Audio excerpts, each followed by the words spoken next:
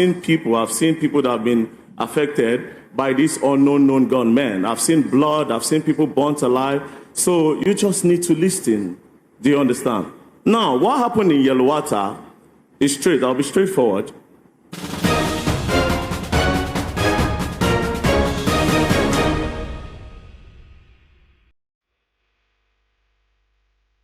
Everyone, and welcome to Newsbrief. Here we don't just repeat the headline, we look at what happened, what people are saying, what can actually be proven, and the questions that really matter. Today, VeryDarkMan is at the center of a national conversation after his appearance at the Nigerian Bar Association conference.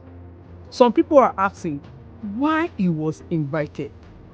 Others are saying the real issue is not who spoke, but what he actually said. Let's look at both sides and break it down.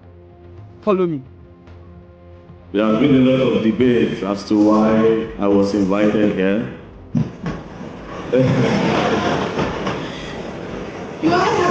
Once again at the center of a national conversation, but this time it is not because of a social media post.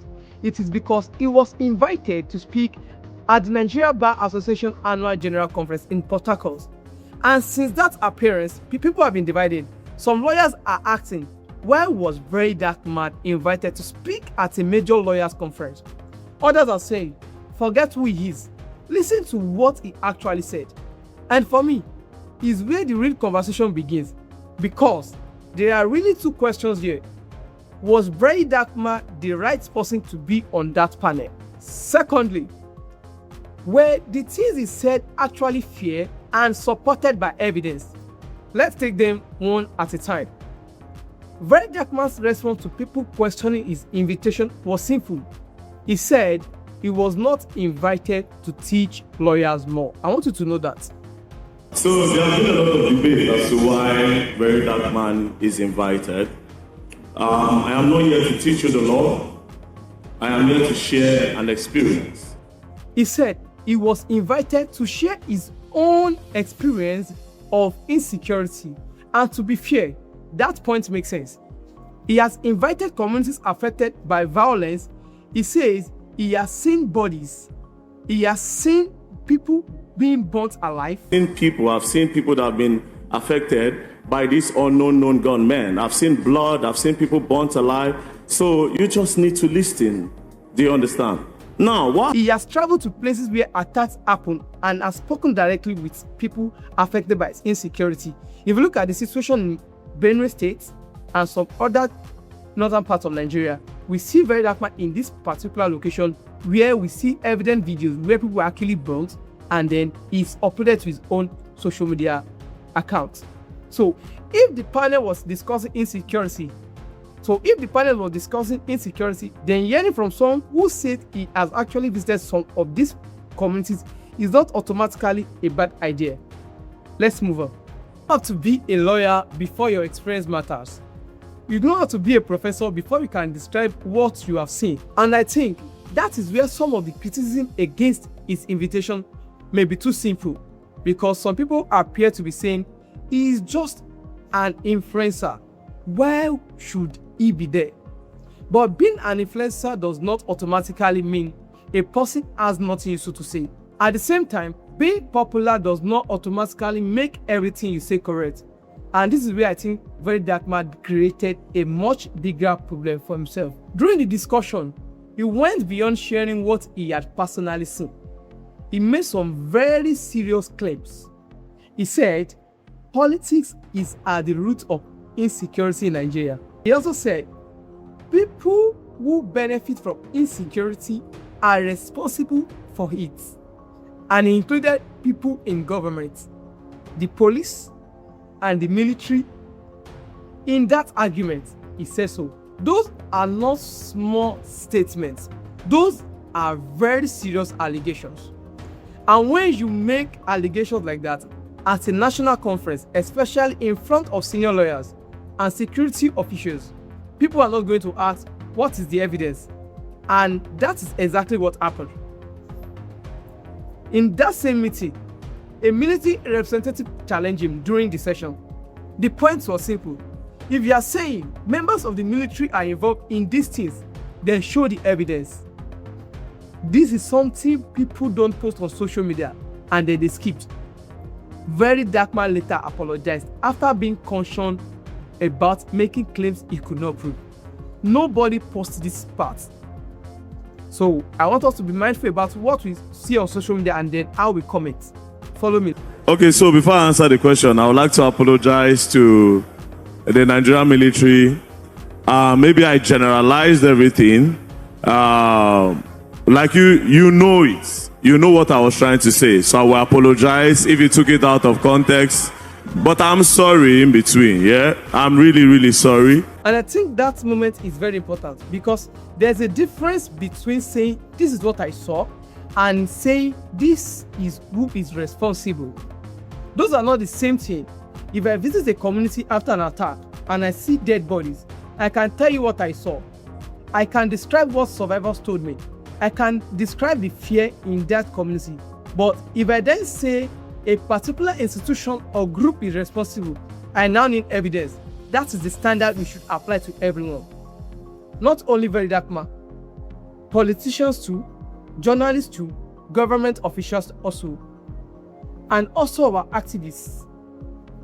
And yes, people like us doing commentary too, because you can pick different angles, not to say the truth, because they are passing commentary. Experience is powerful, but experience is not always cool. Now, another major point he made was about the Nigerian media. I want us to follow this. VeryDarkMan said, the media have become lazy in covering insecurity and the aftermath of killings. And this one has also caused debate. Some people agree with him. They said many attacks happened in remote communities and disappeared from the news almost immediately. Is that true? Sometimes social media activists arrive before major news organizations because there's power in social media even before a particular named organization or a news channel can get to a particular place.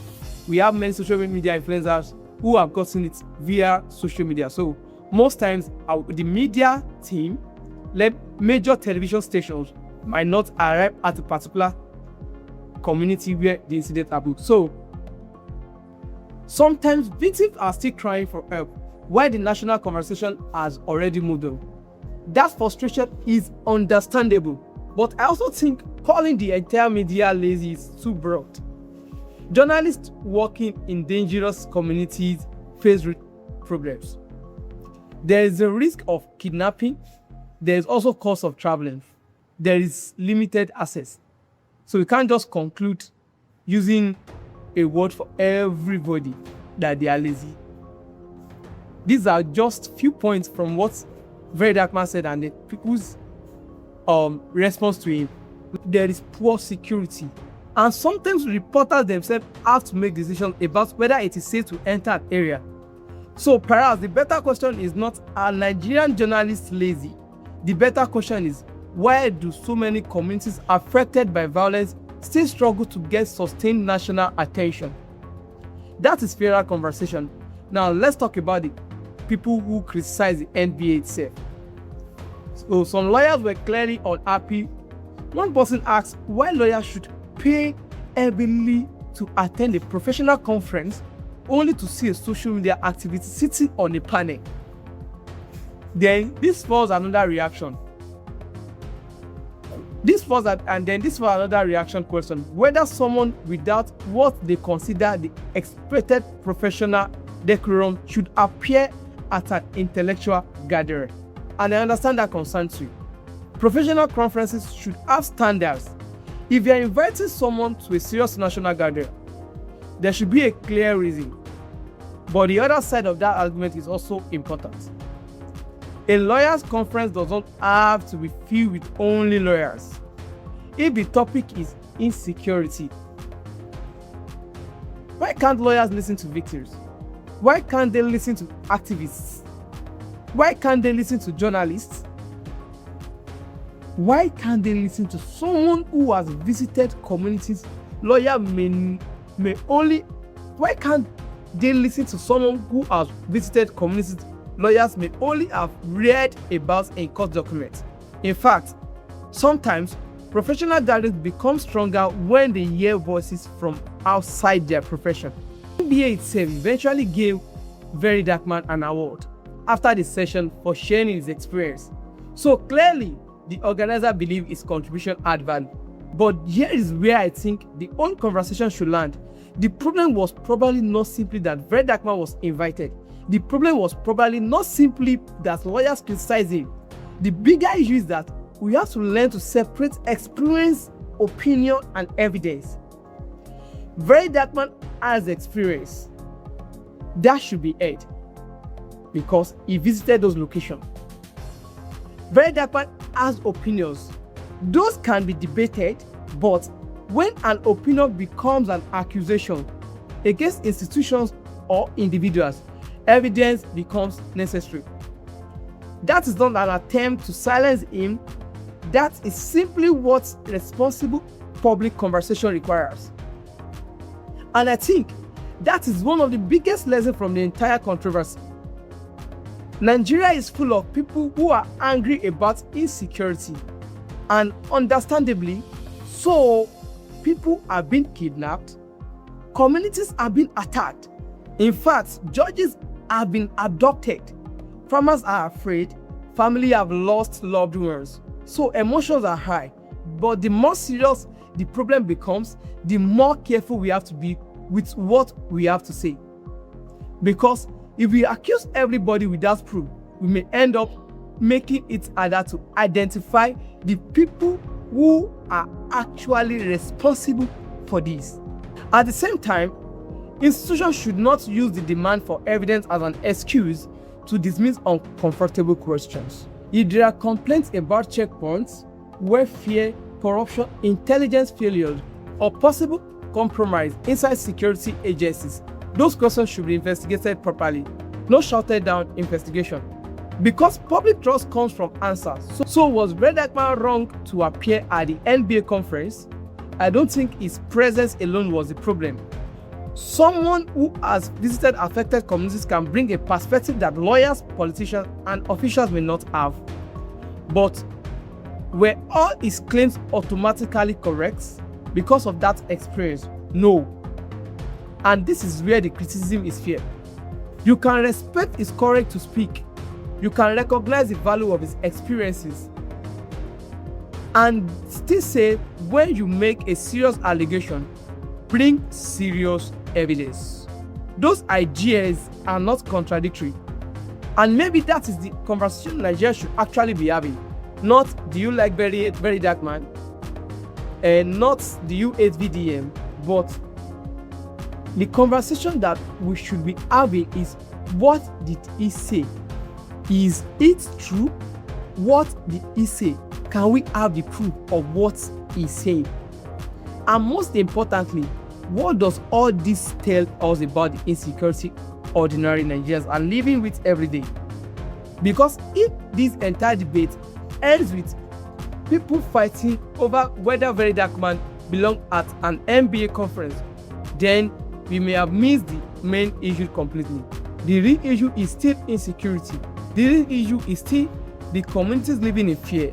The real issue is still whether our security institutions can prevent attacks, protect citizens, and end public trust. VeryDarkMan may have started the conversation, but the conversation should be bigger than VeryDarkMan. Now, I want to hear from you. Do you think the NBA was right to invite VeryDarkMan? And after listening to his speech, do you think his experience gave him enough basis for the claims he made? Or do you think some of those claims went too far without evidence? Tell me what you think in the comments. But let's keep it respectful. No insults, no farm wars, no tribal or political attacks. Let's talk about the issue. Because here, we are interested in defending personalities and we are not interested in attacking personalities. We are interested in separating what happened, what people are saying, what can actually be proven, and what Nigerians should be asking at next. See you in the next video. This is News Brief.